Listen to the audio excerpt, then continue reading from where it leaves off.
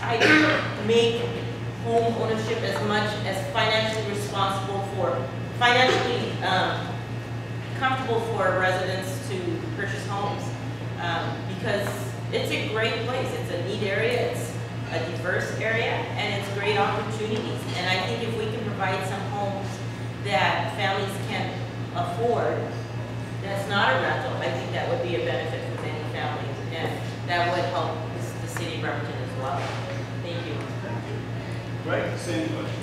Well, that's a great question. I'm certain that the one thing we can do is provide economic opportunities. I believe that would be the great equalizer in our city. If we can create a city where businesses can thrive, that create jobs, that creates opportunity. We need abundant opportunity. If I go down into our neighborhood, any neighborhood, one of the first things you'll hear, besides how are your parks and your police doing, are they funded, is the jobs. It's about folks needing jobs here in our local area. We have a great stable employer in the shipyard, but we need more economic opportunity in this town, and I believe that would be a great equalizer that would cover a lot of different classes, and I believe that it would help our city tremendously. Thank you. So staying on some of the, again, questions relating to the citizens of Bremerton. Greg, the question is, mental health problems take a lot of fire and police department time. What needs to be done to address this problem? You know, at the city level, I advocate for training.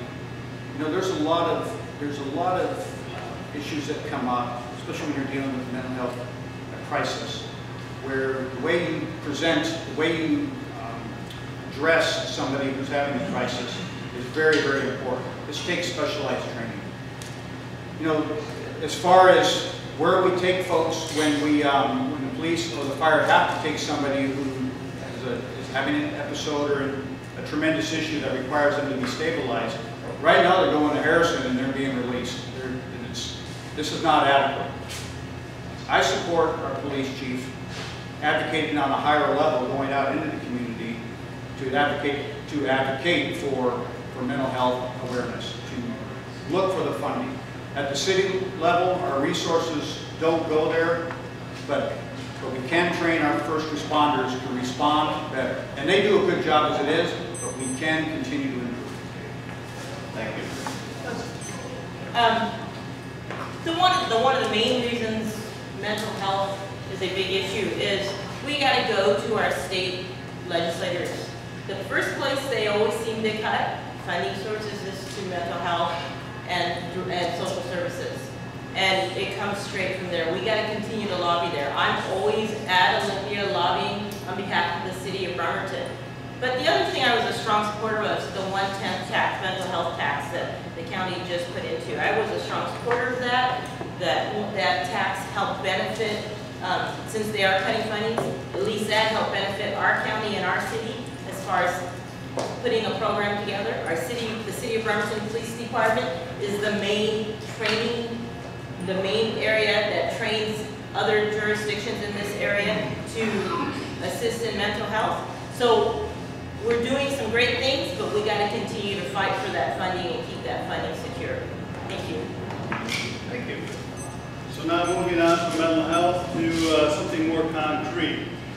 This audience member asks, do you believe the citizens should be responsible for repairing or replacing the worn out sidewalks next to the city's failing streets? The sub-statement here is, you do know the city council tossed this mess in the laps. Leslie, please. This came to us as a new policy, new code, and I was not for it. I voted no on it. And the reason being is we have a lot of families in our community that are low income. We have a lot of senior citizens. And I find it very hard for a family to say, I need to fix my sidewalk for a few $1,000s when they can't pay their mortgage or they can't feed their family. So my feeling is it's our responsibility, and I think we need to be responsible for it. Should you guys be maintaining the vegetation around it? Yes. should you do the major repair? No. It's a big financial responsibility that we're putting on the citizens, and a lot of our citizens are low to middle income, and that's an income that's too costly for our residents. Thank you. Thank you. Greg, the same question. Similar to Ms. Dowds, I didn't support this issue either when it came in front of us. I don't believe it's the residents' responsibility. I believe there's an expectation that the city should keep up with infrastructure. You know, there are many sidewalks are broken. I wouldn't even know where you begin as far as fixing these up, and who you would target. I don't support that. I can't ever foresee doing that. The problem is our city doesn't have the money to fix these sidewalks. So there lies the dilemma. The solution is going to be, once again, it's economic development. We have got to create a business-friendly, job-creating environment that puts people to work, that generates the type of economy here where we can start to pay for some of these things. The sidewalks is a classic example, and so are our streets. They are in disrepair. There's no funding source right now. We need money. We need to do it through economic development. Thank you.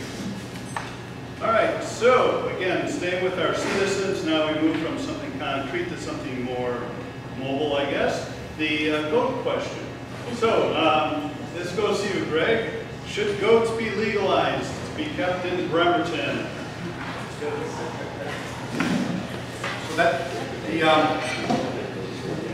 it was an interesting solution to a localized problem we had in the city. It was identified down in the condo where there was rats, and so this solution was to bring in some goats to eat the vegetation that was surrounding the downtown building.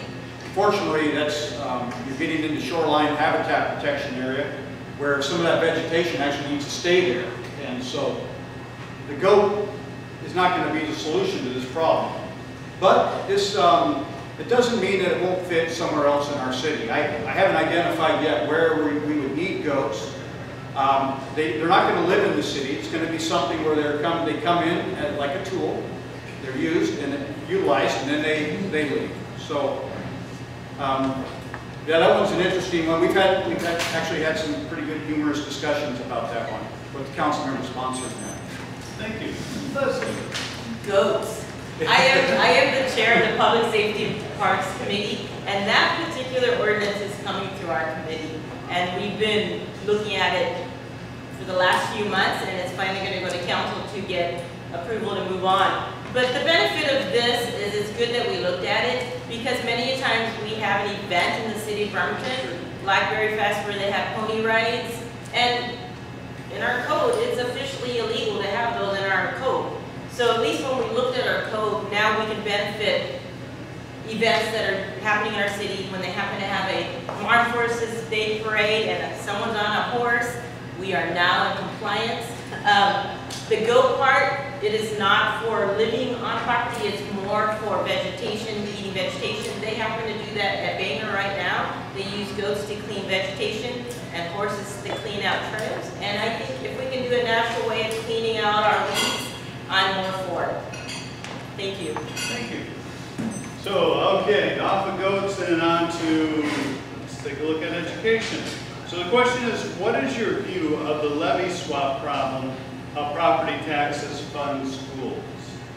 Can you repeat that? What is your view of the levy swap problem, how property taxes fund schools? I think it's vital for us to help pay for our schools. Our schools are part of our community. It's what makes our communities diverse. And Bremerton School District is a great school district, and it's not, many areas we're losing funding for many things. And if it's a benefit to help our school districts move forward and continue to educate our children, that's going to be our next future, that's going to be here in a few years, then I am all for removing property taxes to help represent our school districts. Thank you. Thank you. Right, same question. Yeah, it's, as far as funding our schools, we all realize that the legislature is coming up short. We don't have enough funding, obviously, to get a level of service that's acceptable for the citizens, and I understand from the Supreme Court. That being said, I know a little bit about this as a way to raise money for local school districts. I don't know enough about this to advocate for it one way or another. More to come on that. You know, these are tough decisions that are happening at the state level. You know, my hat's off to them. They've got their work cut out for them. I understand it's willing to be a gimmick of some way that we help pay for local schools, but I don't know enough about it to comment. Thank you. Well, staying with the schools then, the follow-up question from another audience member is, what, if anything, can the city council do to promote higher test scores at Bremerton School District? Right? You know, some of the things that we can do, this comes down to partnerships. That is it's obviously a school district jurisdiction. It's a school district responsibility, but we're all in this together, and frankly, their citizens are our citizens. So partnering with those resources for assets like, let's say, the Youth Wellness Center that hadn't materialized would have been perfect. But the Boys and Girls Club, that's an example of partnerships where the city has in the past allocated funds towards that building. When you give folks after-hours instruction, you give mentorship and leadership training and skills, you provide structured activity, you're actually helping test scores. We don't have enough of that. Wish we had more, but that's one of the things we can do. And promoting safe neighborhoods always goes a long ways. Always. Thank you. Leslie. Can you repeat that question? Be happy to. Please. What if anything, can the city council do to promote higher test scores at Bremerton School District? Well, higher test scores isn't really the responsibility of the city council. Our legislative has made that their responsibility by providing testing to our children. But I think what we can do as a city for our schools is to support our schools, support our teachers. You may not have children, you may be retired and not have kids, but they are your neighborhood. If you were volunteer in our schools, be there, be the mentor. You know the old saying, it says it takes a village to raise a child. It's true, it takes the city of Bremerton to raise a child. Not only mentor our children when you see our kids in the community, you know, talk to them. You know, they have some neat things to say, and it's a matter of self-esteem on some kids. If they have a great self-esteem and they got a strong support system, they'll do well. We are currently in the Bremerton School District, they're providing meals during the summer. That's an important avenue as well. So continue to support our schools, continue to support our teachers, continue to support the children, and our children will succeed. Thank you. Thank you. So this question takes us now onto the waterfront.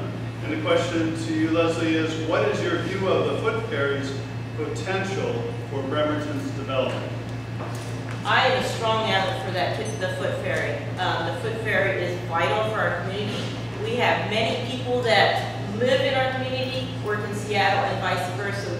Live in Seattle and work in our community. And that ferry is vital because that takes half hour off your travel time. But the bad thing on the other side is funding. It is not a funded, our legislation is just now seeing that our ferries are marine highways, and hopefully we're going to start receiving funding. We don't get some of the same rates and money that we get on our roads for our ferries, and we need to recognize that our ferries are marine highways. We need to push that with our legislators, and we need to continue to ask for that funding, because that is the big issue right now, is running that ferries. There is no money to operate. Thank you. Greg, say The fast ferries would be a very important benefit to our city. It would connect people with jobs, and that works both ways. It would actually connect folks in Seattle with the job suppliers here. We actually need to have the talent from Seattle come over here to work as well. So I support the research. The business case does have to be made. We have to identify what it's going to take to fund more than one boat, to create predictable runs, enough predictable runs to make this a valid proposal. I have to know this up front before I go out and advocate for this full force. So right now, fares are affordable, the taxing is small and understandable. We partner well with the other side of the water. I think this would be a wonderful benefit. I think the bottom line is we connect people with jobs, and then the secondary benefit is there's access to higher education. All right, thank you. So the next question is getting into policy and codes. So this one goes to you, Greg. Would you favor or not favor proactive code compliance of residential properties in Bremerton?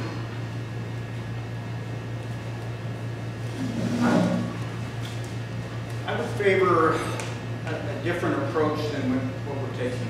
Right now, we're on a strictly complaint-driven.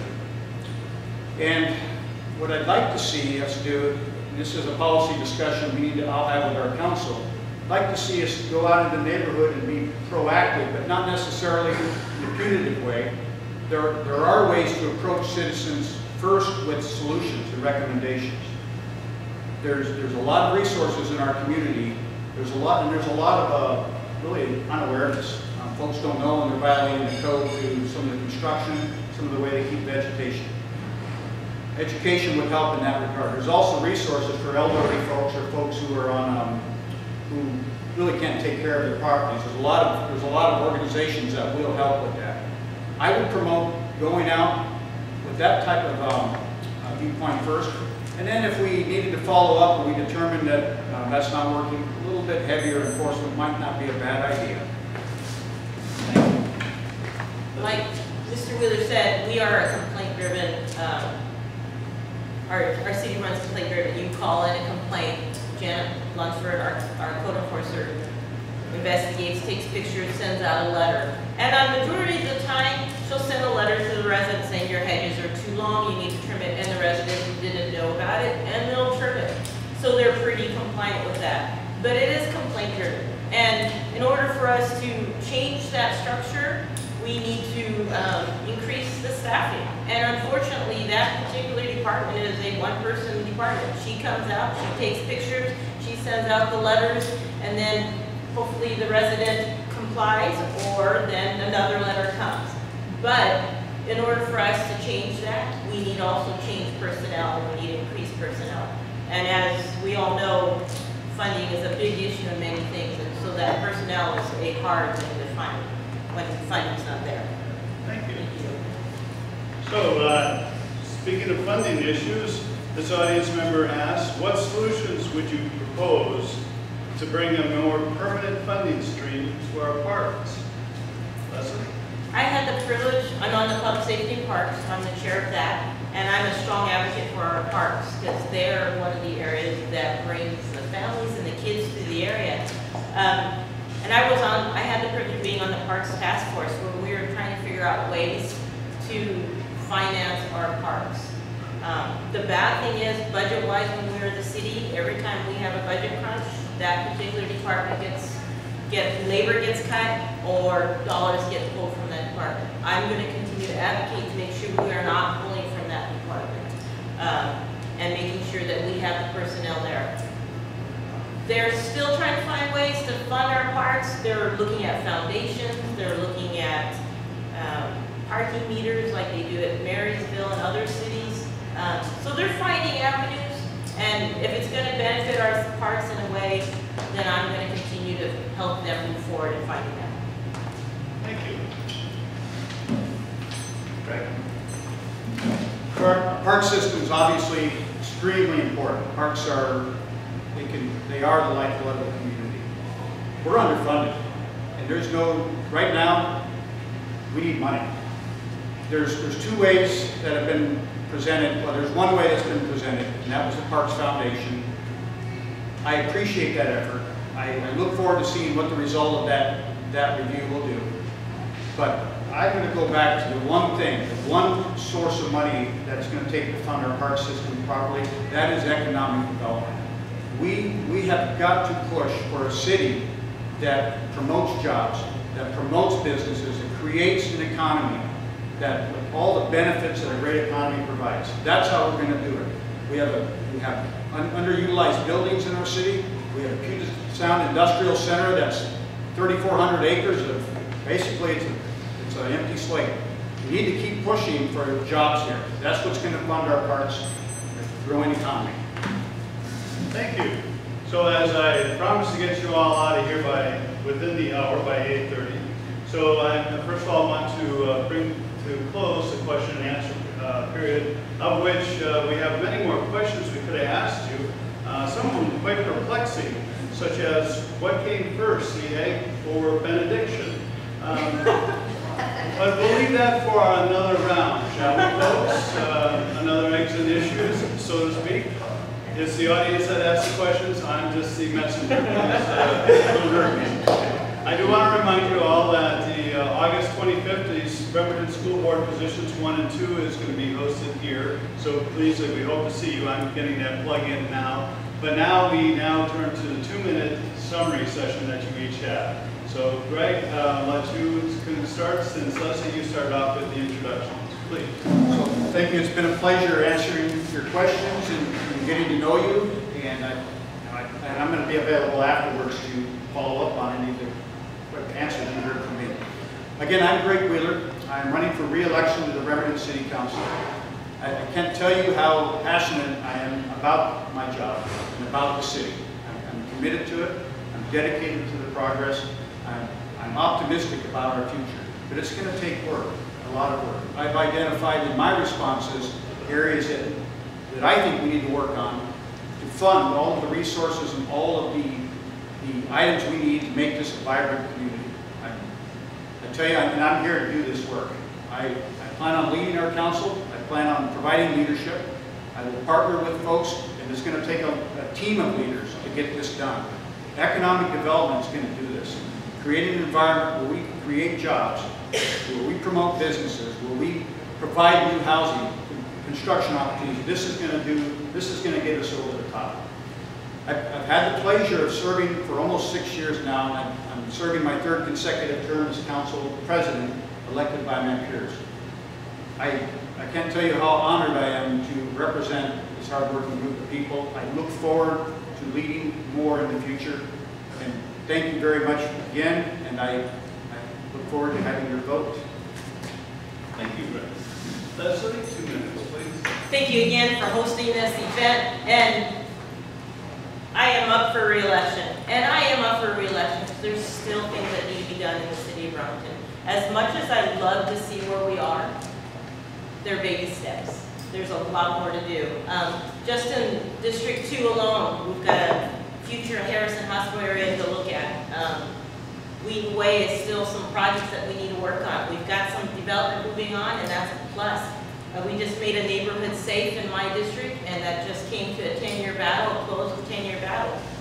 So there's still some baby steps, great progress in our city, still a lot to do, and that's the reason why I'm here. I want to continue to be the voice for this district. I want to be the voice for the families and the kids in my area in the city of Bremerton. I not only represent District 2, I represent Bremerton. And I'm born and raised here. My father retired Navy here. This is my city. This is my home. And I want to make my city, my home, a great place. Not just for me, but for the future of our generation, for you guys, for our kids, for my kids. And I want this area to be a great and vital area. I want it to grow, and I want it to be the area that I loved as a kid. Areas that tromp around here and play and hang out, and I want it to be that safe place. So I want to continue to represent the city of Bremerton. I want to continue to move us forward, and I want it to be a great place. And by the way, with that school board election, it's vital for your support, to support our school board, because our school, our children is our community, and it's the village that makes that happen. So I'm Leslie Dowds. Thank you for being here, and I hope to have your vote in November. None like Greg cannot stay. I have to go to a transit meeting right after this. But if you need to get a hold of me, you can contact me, City Council. My phone number and email is there. Thank you. Thank you. So I want to thank both Greg and Leslie for joining us this morning, for your commitment to civic leadership and With that, the audience members, here's your opportunity to thank them.